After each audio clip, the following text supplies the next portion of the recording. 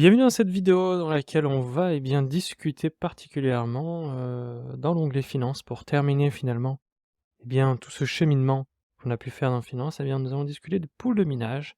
Ça va donc nous amener à ce que l'on parlait la dernière fois, c'est-à-dire dans les précédentes vidéos, on parlait de la différence en termes de paradigme, de processus de fabrication de crypto-monnaies, eh bien, entre le processus, comme on pouvait le voir ici sur le stacking en Ethereum, donc le processus que l'on appelle le Proof of Work, ou le stacking model qui est le Proof of Stack. Donc du coup, c'est la preuve de travail en français, et ici la preuve d'enjeu, ici aussi en français. Et donc ici, on avait donc l'idée que, qu'est de l'Ethereum, donc on comprend maintenant le concept de stacker, hein, c'est toujours bloquer des fonds, déposer des fonds qui vont être bloqués pendant une période bien définie. Sauf que là, l'idée, c'était de bloquer des fonds pour pouvoir maintenir le réseau, comme ici dans ce cas précis, en bon état de fonctionnement. Vous ferez partie du coup de ceux qui vont permettre au réseau de fonctionner correctement. Et du coup, la différence, c'est que maintenant, nous avions du coup ces différences de ces deux paradigmes de processus de fabrication de crypto-monnaies. Et là, on va voir le second process qui est celui de la preuve de travail. C'est-à-dire que ici, nous avions du coup la fabrication de crypto-monnaies tout simplement en déposant cette même crypto-monnaie, ici c'est Ethereum, qui du coup, le fait de bloquer ces fonds, on allait être récompensé du coup en Ethereum, et que les algorithmes allaient permettre du coup de créer encore plus d'Ethereum, et c'était comme ça qu'était basée du coup la fabrication de cette crypto-monnaie. Crypto-monnaie qui, il y a peu du coup a changé de paradigme, parce que avant d'être sur ce concept-là de fabrication de crypto-monnaie, donc sur le modèle du proof of stack, du coup la preuve d'enjeu, elle était sur la preuve de travail, et c'est ceci que nous allons voir maintenant, c'est-à-dire sur Finance dans Mining Pool. On va revenir en arrière. Hop, je peux faire ça. Français, ok. Donc on se trouve maintenant, voilà, on a cliqué sur Pool de minage, et on se retrouve finalement dans un onglet spécifique à Binance. Ça nous a généré un nouvel onglet qui s'appelle Binance. Dans Binance, vous allez avoir tous les outils pour pouvoir maîtriser le minage de votre crypto-monnaie. Donc on va retrouver ici, encore une fois, la preuve de travail, voilà le proof of work. On va revoir ici toutes ces crypto-monnaies qui, sur lesquelles on va pouvoir participer à un pool de minage. Donc, comment ça fonctionne? L'idée, c'est que lorsque l'on va miner, du coup, lorsqu'on va faire le minage de crypto-monnaies, ça veut dire que l'on va, par le biais d'ordinateurs, par le biais de machines qui vont pouvoir calculer, des calculateurs finalement, qui vont pouvoir calculer un algorithme bien spécifique. On retrouve d'ailleurs ici les algorithmes qui sont liés à chacune des crypto-monnaies. Elles ont toutes des algorithmes différents. On va pouvoir du coup utiliser de la machine, c'est-à-dire qu'en gros, contrairement en fait à la preuve d'enjeu qu'on a vu tout à l'heure avec l'Ethereum, qui tout peut se faire via l'ordinateur, où il suffit juste d'acheter de la crypto-monnaie et de la stacker. Voilà, c'est aussi simple que cela pour obtenir des récompenses. Et bien là, le minage de crypto-monnaie va impliquer en fait un investissement conséquent en matériel, c'est-à-dire qu'il va vous falloir un ordinateur très puissant, avec une carte graphique très puissante, si vous voulez faire du minage de crypto-monnaie très basique. Sinon, c'est-à-dire que là maintenant, si je parle par exemple de faire du minage en Bitcoin, il va vous falloir carrément des machines bien spécifiques, c'est-à-dire que l'on va retrouver ce qu'on appelle des rigs, soit de cartes graphiques, c'est-à-dire que c'est pour ça qu'à un moment donné, il y a eu en fait une pénurie de cartes graphiques, c'est parce que tous les mineurs de crypto-monnaie à ce moment-là, achetaient les plus fortes cartes graphiques, en tout cas les cartes graphiques qui aient en fait la capacité à avoir une meilleure puissance de calcul. C'est pas forcément celles qui sont liées aux jeux vidéo, hein. C'est vraiment des calculs bien spécifiques, donc on va chercher des cartes graphiques qui sont peut-être plus professionnelles que dans le monde du gaming, et en fait qui va permettre en fait d'avoir ici ce que l'on appelle un taux de hachage, donc une manière en fait algorithmique de pouvoir calculer de plus en plus rapidement pour arriver à quoi? Quel est le but du coup d'avoir beaucoup plus de puissance de calcul? C'est pour pouvoir résoudre en premier et en priorité en fait le calcul pour pouvoir débloquer un nouveau bloc, générer un nouveau bloc sur la blockchain. Voilà. C'est tout un concept qui fait que à partir en fait d'une machine, d'un hardware, d'une carte graphique ou d'un processeur spécifique, peu importe, ça va calculer un algorithme qui a été défini lors de la création de la crypto-monnaie. Donc imaginons on prend l'exemple du Bitcoin, eh bien à sa création même, on a généré un algorithme en se disant: «Voilà comment le bitcoin va être créé, sur quelle période, à quelle vitesse». Et le bitcoin est intéressant parce que du coup, le bitcoin va avoir finalement, eh bien, plusieurs étapes. Par exemple, il a été défini qu'il ne sera créé que 21 millions de bitcoins en tout. Et on est déjà aux alentours des 18 millions de bitcoins qui ont été créés. Et c'est intéressant parce que ça veut donc dire que dans le concept même, lorsqu'on souhaite investir dans une crypto-monnaie, même si, eh bien, vous n'allez pas faire de minage parce que ça va impliquer énormément d'investissement, mais ne serait-ce que de savoir comment fonctionne votre crypto-monnaie, donc on revient sur le DYOR, c'est-à-dire le do your own research. Donc, quand vous faites vos propres recherches, vous allez pouvoir vous rendre compte que, eh bien, le bitcoin, il a été défini comme une monnaie déflationniste. Ça veut dire qu'en fait, contrairement à l'euro aujourd'hui qui va créer dans notre économie une inflation, on connaît une inflation aujourd'hui, c'est-à-dire qu'on continue d'imprimer sans arrêt, eh bien, du coup, des billets, que ce soit en dollars ou en euros. C'est ce qui fait du coup bien dévaluer notre monnaie, parce que plus on va imprimer, bah, plus la valeur intrinsèque liée à la monnaie baisse. C'est ce qui se passe aujourd'hui actuellement dans notre contexte économique. Et bien là où les crypto-monnaies peuvent répondre, c'est que le Bitcoin, lui, est une monnaie déflationniste. Ça veut dire qu'en fait, au moment où elle atteindra les 21 millions de Bitcoin créés, on ne pourra plus créer, on ne pourra plus générer. C'est-à-dire qu'il n'y aura pas un État qui va imprimer plus de Bitcoin. Ça ne sera pas possible. On atteindra les 21 millions, et donc on peut suggérer que lorsqu'on arrive à quelque chose qui sera, eh bien, rare, qui ne sera plus, qui sera du coup limité, on peut potentiellement prévoir une probabilité que le cours peut augmenter. Et c'est pour ça qu'il y aurait une course au fait de devoir, eh bien, accumuler de plus en plus finalement de Bitcoin pour se dire qu'à ce jour-là, peut-être que le prix augmentera parce que ça deviendra rare et on pourra que l'échanger dans un circuit fermé, c'est-à-dire on ne pourra plus jamais en créer d'autres de Bitcoin. Donc voilà, ce n'est pas un conseil, c'est simplement une approche pour dire, voilà, je fais une recherche sur ma crypto-monnaie, c'est intéressant de voir que du coup, ben, ma crypto-monnaie est basée sur ce concept-là, qu'elle a décidé de générer autant de crypto-monnaies pendant une certaine période, pendant un certain stade aussi, une certaine difficulté, et qu'à la fin, eh bien, on ne pourra plus en avoir et que ce sera que de l'échange. Et que voilà, c'est une réflexion à avoir. Voilà ce que ça peut nous amener, ne serait-ce que de parler de minage. Et si on reste encore sur le Bitcoin, eh bien, le Bitcoin a défini aussi, eh bien, une étape, c'est-à-dire dans la difficulté de son calcul. Donc si on revient sur le taux de hachage, en fait, c'est pour dire que au fur et à mesure des années, l'algorithme va devenir de plus en plus difficile. C'est-à-dire qu'il va falloir des puissances de calcul beaucoup plus puissantes, donc des ordinateurs beaucoup plus puissants, pour pouvoir, eh bien, en fait, générer un seul bloc de Bitcoin sur la blockchain. Et c'est fait exprès, ça a été prévu que l'algorithme, en fait, chaque année, et même à un certain moment, ce qu'on appelle en fait le halving day. Alors c'est un mot intéressant aussi de parler de ça. Le halving day, en fait, c'est le jour où qui a été programmé au niveau de la blockchain sur le Bitcoin. Lorsque le Bitcoin a été programmé, on y a inséré certains codes que lorsque, eh bien, on créerait à un moment donné un certain montant, eh bien, de blocs, on aurait atteint un certain montant de Bitcoin qui auront été créés, qui auront été minés, et bien du coup, la récompense qui est donnée à tous ceux qui minent du coup cette crypto-monnaie serait divisée par 2 ce jour-là. Donc, ça nous fait parler du coup de récompense. On revient sur l'idée, comme dans les précédentes vidéos, lorsque vous aidez, eh bien, un écosystème, une crypto-monnaie, un projet, eh bien, à se développer, à se fructifier, donc ici vous allez utiliser votre puissance de calcul, c'est-à-dire vous allez investir dans une machine qui va calculer, eh bien, le réseau de manière décentralisée. Tout le monde peut acheter ces machines, peut les brancher et les relier, etc. pour générer du Bitcoin.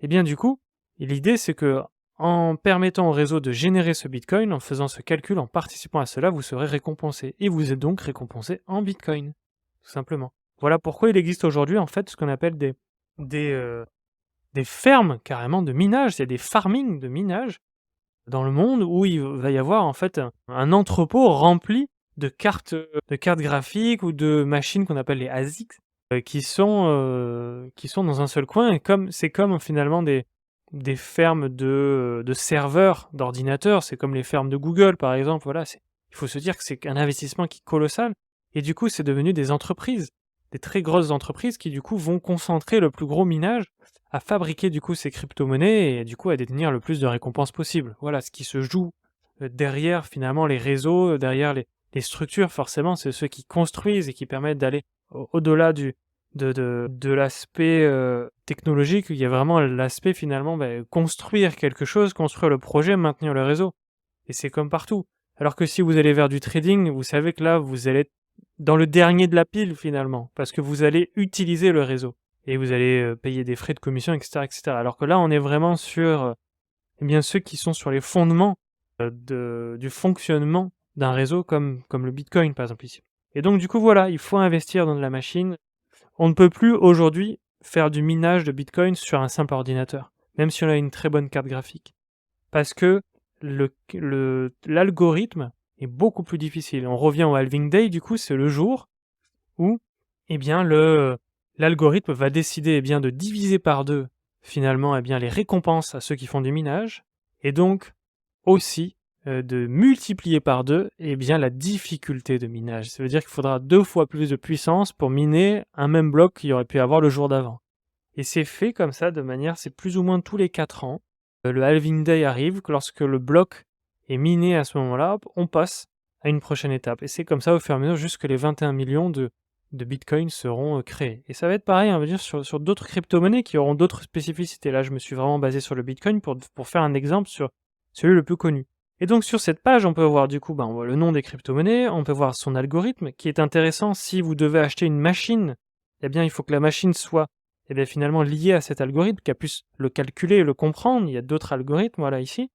On peut voir ici en temps réel le nombre de machines qui sont actives. Il y a plus de 629 958 machines actuellement qui sont en train de miner du Bitcoin sur cette pool de minage. Et on peut voir que ça fait partie de celle qui est la plus connue. On peut voir qu'ici c'est beaucoup moins, jusqu'à 42 ici. On peut voir ici le taux de hachage, donc c'est la puissance de calcul, ainsi que sur le réseau. Donc ici vous allez voir le tutoriel pour comment faire, parce qu'en gros, en fait, qu'est-ce que propose Binance ici? C'est qu'à partir du moment où vous allez acheter votre machine, ou quand même vous décidez de le faire avec votre ordinateur, et vous allez ramer à essayer de débloquer vos fonds, on va dire, entre guillemets, à créer du Bitcoin, parce que votre puissance de calcul sera vraiment trop minime. Ce qui vous donnera du coup l'idée d'aller chercher, pourquoi pas, des crypto-monnaies peut-être moins connues que celle-ci, et qui vous permettront peut-être de les miner avec un simple ordinateur, parce que leur puissance de calcul demandée ne sera pas encore très élevée à ce moment-là. C'est un des moyens de chercher un investissement, d'ailleurs, de chercher comment miner des crypto-monnaies peu connues et qui pourraient avoir un meilleur rendement si simplement vous faites par ordinateur. Dans ces cas-là, il faut penser à 2 choses, en espérant qu'encore une fois, la crypto-monnaie sur laquelle vous souhaitez investir et travailler, elle soit rentable, elle soit viable aussi, que ce soit pas un mème, que ce soit pas quelque chose qui vend rien du tout derrière, voilà, que ce soit du vent. Donc encore une fois, faire ses recherches, déterminer si la crypto-monnaie est intéressante, si elle a de la liquidité, etc. Si les récompenses que vous allez avoir, s'il faut, vous pourrez même pas les vendre parce que le marché sera illiquide, c'est des choses qu'il faut penser. Et deuxième chose, il va falloir aussi, qu'est-ce que je voulais dire en deuxième chose? Il faut penser aussi que déjà à l'achat de la machine que vous allez faire, donc si c'est un ordinateur puissant, si c'est une carte graphique puissante, si c'est une machine spécifiquement utilisée pour faire du minage, c'est un investissement qu'il va falloir penser à rentabiliser dans le temps. Imaginons une machine aujourd'hui de Bitcoin peut valoir entre 2000 et 5000 euros. Pour rentabiliser cet achat, il y a des calculs, il y a plusieurs sites internet qui vous permettent de calculer finalement vis-à-vis de la puissance de la machine que vous achetez, combien de Bitcoin elle va réussir à vous avoir en récompense, et que du coup elle va déterminer si vous allez être rentable et dans combien de temps. Parce qu'il faut compter aussi qu'une machine comme ça doit être allumée 24 heures sur 24, elle dégage énormément de chaleur, donc elle doit être placée dans un endroit bien spécifique, ça veut dire qu'il faut de la place chez soi, et qu'en plus de ça, elle consomme énormément d'électricité. Et oui, c'est bien ça une des choses d'ailleurs controverses que l'on parlait sur certaines crypto-monnaies, dont le Bitcoin, c'est que du coup, il y a quand même une consommation électrique qui est énorme lorsqu'on souhaite fabriquer de la crypto-monnaie, lorsqu'on souhaite la miner. Il existe d'autres crypto-monnaies qui procèdent du coup à une fabrication de crypto-monnaies avec très peu d'énergie. Voilà, il y a aussi ça. C'est pour ça que au fur et à mesure, les choses se sont développées, les gens se sont rendus compte de certaines choses, et on a fait évoluer, on a créé des crypto-monnaies dans un sens pour pouvoir évoluer dans le meilleur des mondes, on va dire. Et donc voilà, il vous faut tout ça, il faut calculer l'électricité par mois, et si tous les mois l'électricité vous coûte plus cher que votre récompense, du coup vous serez jamais rentabilisé sur votre machine. Donc voilà, c'est un gros investissement, et c'est pour ça que on parle de comment ça fonctionne, mais en tant que débutant, c'est pas vers ça en tout cas que je conseille, parce qu'il faut s'y connaître. On est vraiment sur le domaine de l'expert, parce que ici, en fait, ça va vous servir tout simplement à retrouver le minage, en fait, c'est un peu comme quand on parlait des poules de liquidité dans la précédente vidéo. eh bien, c'est un endroit où tout le monde va, en fait, faire du minage sur le même réseau, on va dire. C'est-à-dire que des pools, c'est une adresse sur lequel, quand vous allez mettre votre machine, il va falloir avoir des logiciels bien spécifiques, les relier avec des adresses bien spécifiques pour que, du coup, vous allez miner avec d'autres personnes. C'est-à-dire que il n'est pas possible pour vous de miner tout seul du Bitcoin. Vous êtes obligé, en fait, vu la puissance de calcul qui est demandée, en fait, on utilise un pool de minage pour décentraliser, que toutes les personnes qui souhaitent faire du minage, se retrouvent sur un même pool. Et vous allez chacun, en fait, avoir une portion à calculer via votre ordinateur. Et c'est ça qui va faire qu'en fait, après, vous vous partagez tous au sein de la pool. Quand vous avez tous réussi ensemble, finalement, eh bien, avec toute votre puissance de calcul ajoutée et cumulée ensemble, vous allez pouvoir réussir à générer, eh bien, un bloc, un bitcoin, en tout cas une quantité de crypto-monnaie, et que vous allez vous partager en récompense. Voilà. C'est comme ça que ça fonctionne. C'est pour ça que Binance propose, du coup, un pool dans lequel vous allez choisir son pool de minage à lui, dans lequel, eh bien, les utilisateurs de Binance vont se retrouver et faire du minage. Il existe plein d'autres plateformes dans lesquelles il y aura d'autres pools, parce que chaque pool, finalement, va avoir eh bien des conditions bien spécifiques. Donc du coup, on voit ici, là, je viens d'ouvrir celui de Bitcoin. On peut voir et tout son taux de hachage, entre guillemets, qui est un bon taux. Donc c'est le taux cumulé finalement des personnes qui viennent rajouter et greffer leur ordinateur à distance pendant qu'ils le lancent et qui lancent leur puissance de calcul. Et donc on peut voir ici la puissance de calcul, on peut voir les frais de minage. Donc voilà, c'est-à-dire que forcément, un pool de minage va, comme du coup ça vous permet bien de vous greffer quelque part, c'est comme des frais d'entrée, donc vous allez prendre 4% sur vos récompenses. C'est quelque chose à regarder lorsque vous rentrez dans une pool de minage. Vous allez voir les rendements, vous allez voir l'adresse. Finalement, c'est les adresses que vous allez mettre dans votre logiciel de minage sur votre ordinateur sur lequel sera relié à votre machine qui va créer les bitcoins du coup, qui va miner. Voilà, donc c'est quelque chose de très lourd, de très compliqué, pas à destination des débutants. La seule chose vers quoi du coup, déjà c'est intéressant pour comprendre la différence entre la preuve de travail et la preuve d'enjeu. Bien sûr, vous avez compris que la preuve d'enjeu était moins compliquée à mettre en place, vous n'avez pas de machine à acheter quoi que ce soit, vous pouvez tout simplement acheter des crypto-monnaies et les déposer et les stacker, et du coup vous générez des récompenses et vous aiderez aussi le réseau de la crypto-monnaie, donc comme l'Ethereum, qui à l'instar du Bitcoin, du coup lui sera en preuve d'enjeu et le Bitcoin en preuve de travail. Mais quelque chose que, en tant que débutant, on peut se diriger, ça serait le cloud mining. Et le cloud mining, comme son nom l'indique, c'est de faire du minage de crypto-monnaies bien dans le cloud. C'est-à-dire qu'en fait, vous n'utilisez pas votre ordinateur, vous n'avez pas acheté de machine, et en fait, vous allez louer, en fait, une capacité de calcul. Vous allez louer ici, donc on peut voir ici ce qui se passe. Il y a une pré-vente ici en ce moment sur le Bitcoin. La durée de minage est de 180 jours. Ça commence à partir de 13 $ et 15 centimes environ. Et vous définissez finalement, ce que vous voulez faire, la durée, etc., le coût, voilà, qui puisse être lié. On peut voir à quoi c'est lié. Donc si je fais acheter maintenant, voilà, je vais pouvoir définir une puissance de calcul. Plus le taux est élevé, plus ici ça va coûter en électricité. C'est-à-dire qu'en fait, c'est comme si c'est Binance qui avait sa ferme de minage et qu'elle vous allouait une des machines qu'elle avait dans son entrepôt, tout simplement à distance. Hein. Donc l'idée c'est ça, c'est que vous n'allez pas investir, mais vous allez quand même devoir payer les frais d'électricité, les frais liés au taux du hachage, etc. Et donc c'est à vous de voir si c'est rentable ou pas. Là, imaginons, je pars sur 5 taux de hachage, là, on serait à 65 $ en coût total, et ici, on peut voir du coup les prévisions, parce que ça va dépendre aussi bien de la valeur du Bitcoin. Imaginons vous détenez, on vous récompense en Bitcoin et que le Bitcoin crash, vos récompenses ne vaudront peut-être rien du tout. Encore une fois, on est entre quantité et valeur d'une crypto-monnaie, je le répéterai dans toutes les vidéos à chaque fois. On est sur quelque chose de volatile. Une récompense, si je gagne 10 € en Bitcoin aujourd'hui, peut-être qu'entre temps, mes 10 € ils vont passer à 100 € et ils vont passer à 0. Parce que c'est du Bitcoin et que ça évolue. C'est pas comme si j'avais des récompenses en stablecoin. Voilà, c'est quelque chose qu'on peut réfléchir. Si vous voulez être sûr que lorsque vous serez récompensé, peu importe dans quel investissement, parce qu'ici c'est pas le cas, mais de se dire que vous ne voulez pas avoir de variations sur vos estimations de taux d'intérêt sur vos récompenses, vous préférez du coup choisir d'être récompensé dans une stablecoin. Comme ça, vous êtes sûr dans un crypto-monnaie stable. Comme ça, vous serez sûr de ce que vous allez gagner en estimation. Voilà. Alors que là, on n'est pas sûr, on ne sait pas, on peut voir les prévisions. Là, je peux bouger.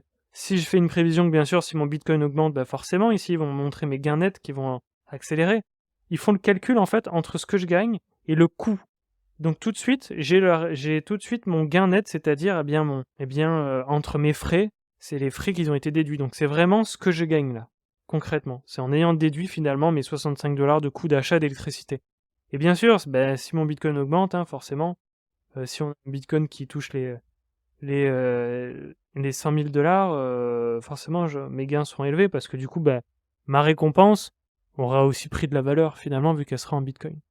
Donc voilà, c'est un choix. Voilà, ça vous montre que du coup, il y a du choix pour comment investir, comment ça fonctionne et ça nous a permis du coup bien d'aller plus loin, d'aller découvrir encore une autre zone même le cœur même de la fabrication d'une crypto-monnaie et en soi, voilà, c'est quelque chose qui est intéressant on souhaite en tout cas investir dans les crypto-monnaies et d'avoir cette diversité, cette diversification, et bien des crypto-monnaies pour investir. Et voilà, et donc du coup, ça fait qu'on vient de finir, bien notre, approche sur Binance, en tout cas de ces divers moyens d'investir, on va dire du côté de revenus passifs. Voilà, hein, on est presque dans le revenu passif, hein, entre les prêts, entre les launchpads, les pools de liquidité, les pools de minage, de faire le minage, dans le cloud et cetera, de faire du stacking simple sur Simple Earn et cetera. On a pu voir déjà, voilà, dans toutes ces précédentes vidéos, toutes ces possibilités, et toutes ces conditions aussi, toutes les choses qu'il faut penser avant d'investir, hein. Et on va continuer d'aller plus loin, en tout cas, hein, dans les prochaines vidéos, on va certainement se diriger vers le trading cette fois-ci et commencer à voir, concrètement comment fonctionne le trading, qu'est-ce qu'on peut en faire, nous, en tant que débutants et qu'est-ce que ça peut proposer comme, évolution plus tard lorsqu'on sera confirmé expert. Voilà. En tout cas, j'espère que pour l'instant c'est assez clair. S'il y a des, zones d'ombre, n'hésitez pas à m'en faire part dans les commentaires, j'y répondrai avec plaisir.